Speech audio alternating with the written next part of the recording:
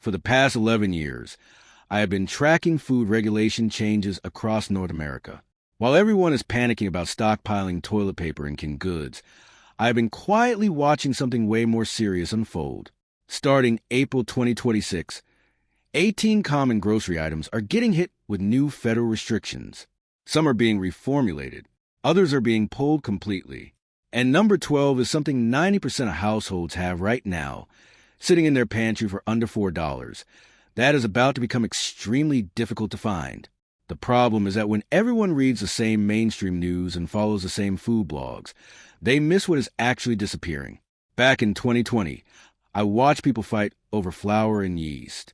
But the items I am about to show you, most people do not even know they are on the chopping block.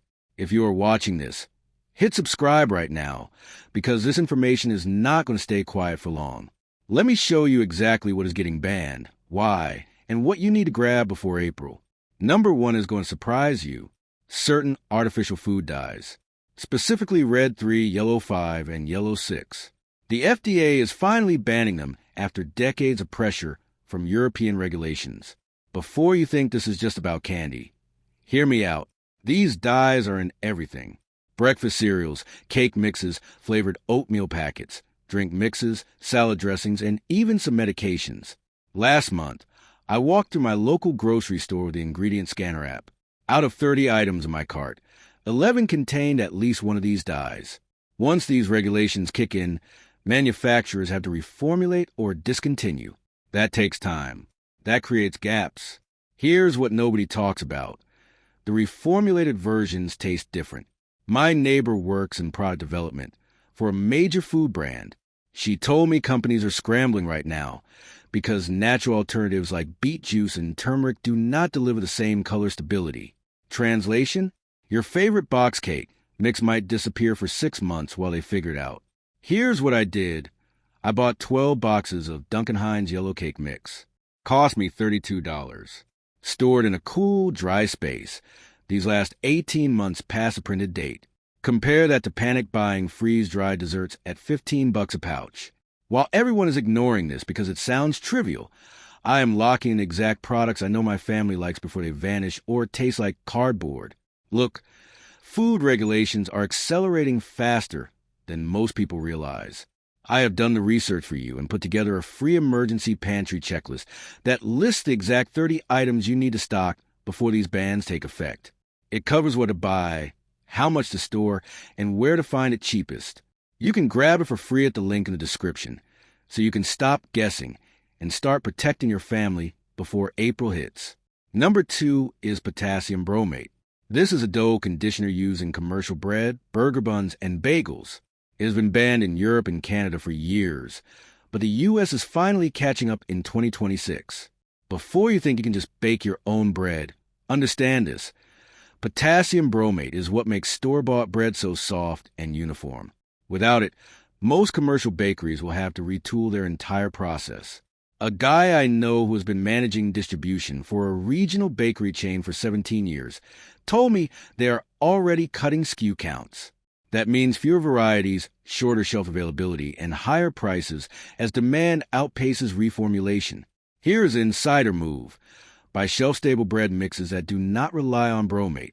I found a brand called Crustia's that uses alternative conditioners. 10-pack costs $19 at Costco. Each pouch makes a full loaf.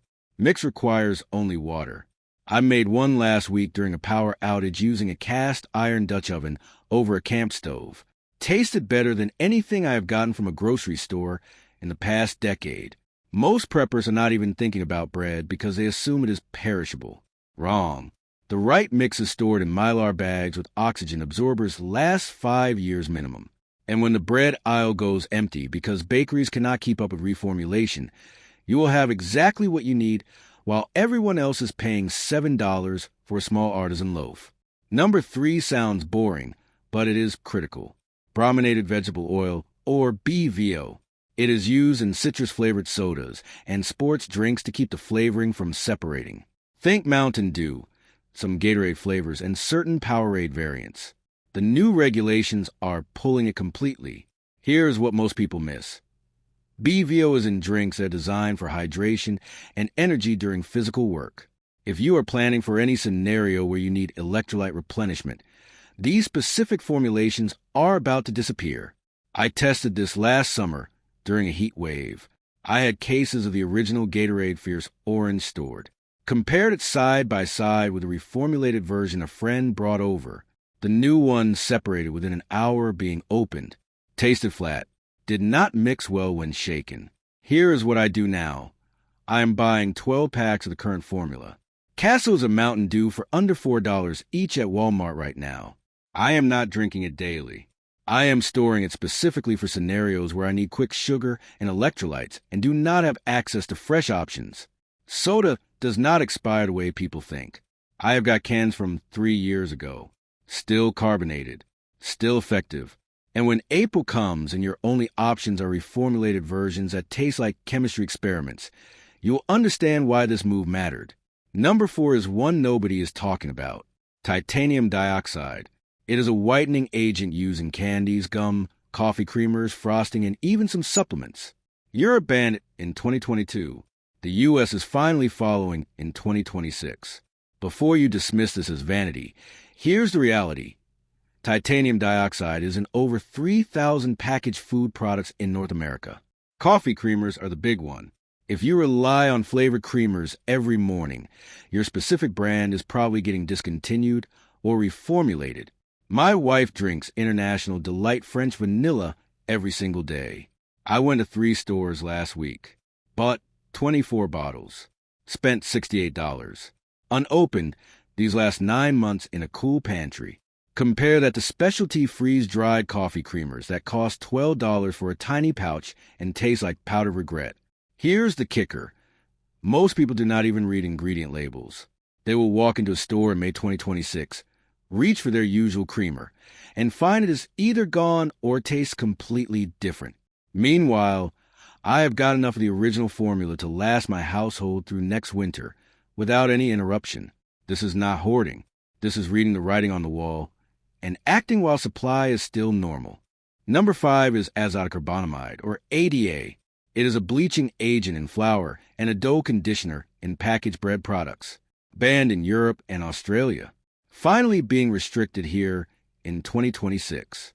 This one matters because it is in almost every mass-market sandwich bread, hot dog bun, and hamburger roll. A bakery manager I spoke with said they are already seeing suppliers struggle to find alternative conditioners that work at scale. Translation: expect shortages of your everyday bread products starting spring 2026. Here is my move. I am not stockpiling bread.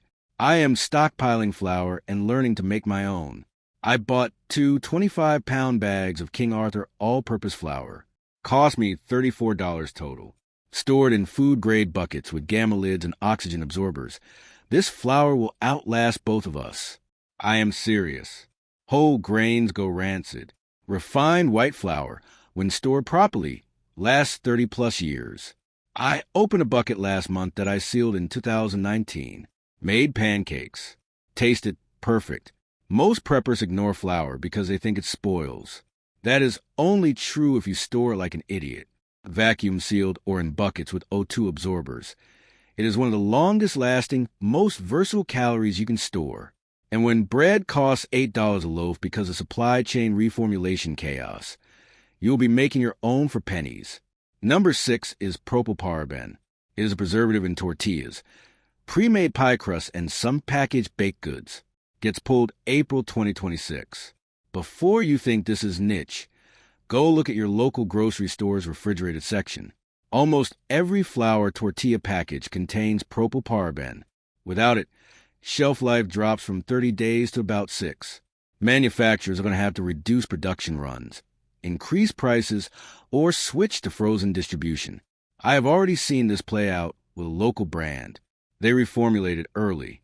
Their tortillas now mold within a week. Here is what I did.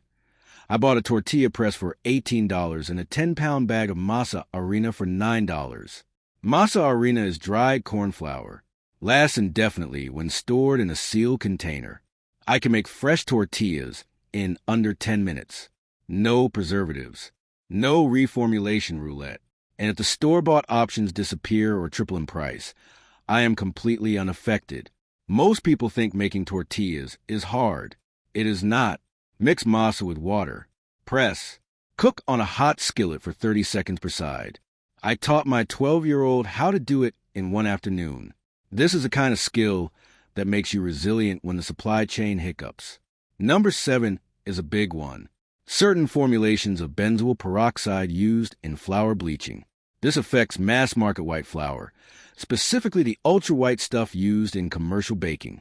It is not a total ban, but the acceptable limits are dropping so low that most big mills are reformulating. What does that mean for you? Expect your usual store-brand all-purpose flour to change texture and performance. Bakers already know this. I tested it last month. I bought 2 bags of the same brand, one from old stock, one from a reformulated batch. The reformulated version absorbed water differently. My bread did not rise the same. Here is what most people are going to experience. Their go-to recipe stopped working, and they do not know why. By the time they figure it out, they will have wasted ingredients and time. Here is my strategy. I am buying 50 pounds of current formula flour right now while it is still widely available. King Arthur, Gold Medal, even the Costco Kirkland brand. I am vacuum sealing it in 5-pound portions with oxygen absorbers. Stored this way, it stays fresh for decades. I have used flour I sealed 7 years ago. No off-taste, no weevils, no rancidity. When April hits and your recipes start failing, because the flour changed, I will still be baking the same perfect loaves I have been making for years. Number 8 is something 90% of people have right now. Partially hydrogenated oils, or PHOs. These are artificial trans fats. Technically banned since 2018, but enforcement extensions let certain products slide until 2026. That grace period is ending. Here's what still contains them. Certain microwave popcorn brands, some refrigerated dough products, non-dairy creamers, and specific snack cakes. My local dollar store still has shelves full of snack cakes with PHOs. Once April hits, those are done. Before you think this is just junk food, understand that PHOs are what give certain products their shelf stability and texture. Without them, replacements often taste worse or spoil faster. I am not saying go buy 100 Twinkies. I am saying if there is a specific comfort food your family loves that contains PHOs, grab it now while you still can. I bought a case of Jiffy Pop Stovetop popcorn. 24 packs for $36. My kids love it. The reformulated version uses palm oil and does not pop the same. I know because I tested both. Old formula. Fluffy, buttery, nostalgic. New formula. Dense, greasy. Half the kernels did not pop. These are the small details that matter when you're trying to maintain morale during a stressful situation. Number 9 is propylparaben in corn tortillas specifically. This is a subset of number 6, but it deserves its own mention because corn tortillas are a staple for millions of families. Unlike flour tortillas, corn tortillas mold insanely fast without preservatives. I have seen organic corn tortillas go bad in 3 days. The mass-market versions with propylparaben last 3 weeks. That changes in April. Here is my solution. Learn to make your own or stock Masa Harina. I already covered masa earlier, but here is another angle. Masa Harina is dirt cheap. A 2-pound bag costs $3 and makes about 30 tortillas. Compare that to store-bought organic tortillas at $6 for 8. Even if you're not worried about bans, the math makes sense. I have got 20 pounds of masa in my pantry right now. Cost me $30 total. That is literally hundreds of tortillas. And since masa is just dried corn, it lasts indefinitely in a sealed bucket. This is one of those items that gets completely ignored by mainstream preppers because it sounds too ethnic or niche. That is exactly why it is smart. Nobody is panic buying masa. It will be fully stocked while everything else gets cleared out. Number 10 is carrageenan. It is a thickening agent derived from seaweed. Used in almond milk, ice cream, deli meats, and cottage cheese. The new regulations are not banning it outright, but they are restricting the degraded form, which is cheaper and more widely used. Manufacturers will either have to source the more expensive undegraded version or reformulate entirely. Here's what that means. Your almond milk is about to get thinner or more expensive. I noticed this already happening with Silk brand. The new formula separates faster and has a weird texture. My wife hated it. Here is what I did. I bought 12 cartons of the current Silk formula. Unopened. They last 9 months on the shelf. I also bought a 20-pound bag of powdered coconut milk for $40. It is carrageenan-free, lasts 5 years, and I can mix into anything. One bag replaces over 100 cartons of liquid milk. Most people are going to wake up one day and realize their favorite dairy alternative tastes like chalk. I am locking in what I know works while it is still available. Number 11 is BHA and BHT. These are synthetic preservatives in cereals, chips, and butter. They are not getting fully banned, but acceptable limits are being cut significantly. That means your favorite cereal might get reformulated to stay under the new threshold, or it might just get discontinued. I have already seen this with certain General Mills products. They quietly pulled 3 cereal varieties last year rather than reformulate. Here is the play. If you have a cereal your family eats religiously, buy extra now. Cereal lasts way longer than the printed date. I have got boxes from 2 years ago. Still crunchy. Still fine. I store them in their original packaging inside a large plastic bin to keep out moisture and pests. 10 boxes cost me $40. That is months of breakfast locked in at current prices and current formulas. When your kid's favorite cereal disappears in May and the replacement tastes like cardboard, you will thank me. Number 12 is the one I mentioned at the start. Certain meat curing salts that contain sodium nitrite. These are used in bacon, deli meats, hot dogs, and sausages. The new regulations are not banning nitrites outright, but they are lowering acceptable limits and requiring new labeling. Some smaller producers are just going to stop making cured meats rather than deal with the compliance costs. Here is what that means. Expect fewer options, higher prices, and more products labeled uncured, which actually means they're using celery powder instead of synthetic nitrites. Spoiler: celery powder is less effective. Uncured bacon spoils faster and tastes different. I tested this.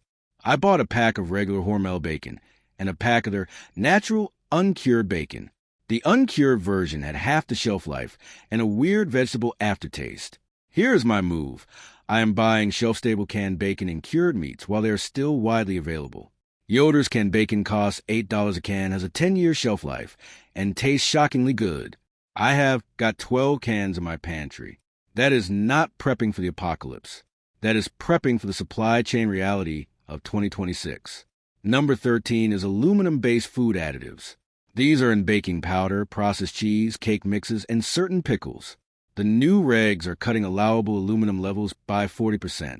That means most commercial baking powders are getting reformulated. If you bake, you know baking powder matters. Different formulas react differently. Your recipes will not work the same. I have already bought 6 containers of Clabber Girl double-acting baking powder. Cost me $18. Each container lasts 2 years. Stored in a cool, dry place, they stay effective even longer. I tested baking powder from 4 years ago last week. Still bubbled when I added it to vinegar. Still leavened my biscuits perfectly. This is one of those tiny things that will drive people insane when they cannot figure out why their recipes stop working. I am avoiding that frustration entirely by stocking up now. Number 14 is potassium iodate in bread. Similar to bromate, but less common. It is used in some commercial bread production and is getting restricted. This affects specific regional bakeries more than national brands. If you have a local bakery you love, ask them if they use potassium iodate. If they do, their bread is about to change or disappear. I am not stockpiling bakery bread because it goes stale in days. Instead, I am buying more of the bread mixes I mentioned earlier and learning to bake my own. One bag of bread mix costs $2 and makes a loaf that would cost $6 at a bakery. The math is stupid simple. And when your local bakery either closes or doubles their prices because of reformulation costs, you will be completely unaffected. Number 15 is synthetic vanillin in cheap vanilla extract. The new food laws are requiring clearer labeling and restricting certain synthetic production methods. This does not affect pure vanilla extract, but it does affect the imitation stuff that costs $3 a bottle. If you bake, you know vanilla is expensive. Pure vanilla extract is $15 for a small bottle. I am not telling you to hoard vanilla extract. I am telling you to buy it now before the cheap versions disappear, and the only option is expensive organic stuff. I bought 3 large bottles of imitation vanilla for $12 total. That is enough for 2 years of baking. Vanilla extract does not go bad. I have got a bottle from 2017. Still smells perfect. Still works in recipes. This is another one of those small things that adds up when you are trying to keep your food costs stable. Number 16 is certain artificial sweeteners in diet sodas, specifically ACE-K and some formulations of sucralose. The regulations are not banning them, but they are requiring new safety studies and labels. Some beverage companies are preemptively reformulating to avoid future headaches. Diet Coke, Coke Zero, and several Pepsi products are affected. If you drink diet soda regularly, your specific brand might taste different or disappear. I am not a big soda drinker, but my dad is. I bought him 4 cases of his preferred Coke Zero formula. Cost me $32. Cans last indefinitely. I have drunk soda from cans that were 5 years old. Still carbonated. Still tasted fine. If you rely on diet soda for caffeine or just personal preference, lock in your current formula now before it changes. Number 17 is Carmine, also called cochineal extract. It is a red dye made from crushed bugs, used in yogurt, candy, juice, and some cosmetics. It is not getting banned, but new labeling laws require it to be listed more explicitly, and some companies are dropping it to avoid consumer backlash. If you have a favorite strawberry yogurt or fruit punch, check the label. If it lists Carmine, that product might get reformulated. I noticed this with Yoplait. Their strawberry yogurt used to have Carmine. New formula does not. Color is lighter. Taste is slightly different. If you care about this, stock up on your preferred version now. Yogurt does not store long-term, but you can buy a few extra cups and rotate through them, or switch to powdered milk and make your own yogurt. I started doing that last year. Tastes better. Costs less. Lasts as long as the milk powder, which is years. Number 18 is the one that shocked me most. Certain emulsifiers like datum and sodium stearolactylate. These are in almost every packaged bread, tortilla, and baked good. The new regulations are not banning them, but they are cutting allowable levels and changing labeling requirements. Some manufacturers are reformulating to simplify labels and appeal to clean label trends. What does that mean? Your bread is about to get stale faster. Emulsifiers are what keep bread soft for days. Without them, bread goes hard in 24 hours. I tested this with Ezekiel bread, which does not use emulsifiers. Goes stale the same day you open it. Compare that to Sara Lee, which stays soft for a week. Once these regulations hit, expect more bread to behave like Ezekiel. That means more waste, more trips to the store, or more baking at home. I have already made my choice. I am baking my own and storing the ingredients long term. While everyone else is going to be confused and frustrated when their favorite products disappear or taste different, you now know exactly what is getting hit and how to prepare. These are not conspiracy theories. These are federal regulations already on the books. Most people will not hear about this until it is too late. You are ahead of the curve. Drop a comment and tell me which of these 18 items you're stocking up on first. I want to know what you are prioritizing. And next week, I am breaking down the 7 food storage mistakes that will ruin everything you are stockpiling right now. Mistakes that even experienced preppers make.